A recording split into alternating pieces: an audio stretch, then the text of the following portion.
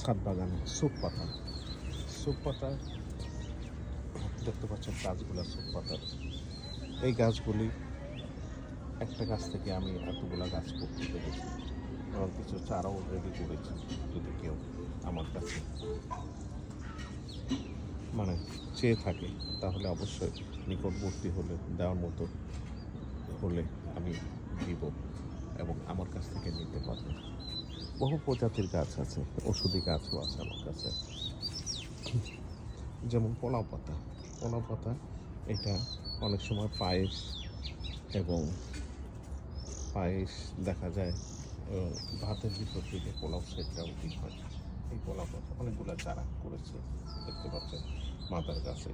এগুলো থেকে চারা তৈরি উৎপন্ন হয়, সেই চারা আমি আলাদা করেছি।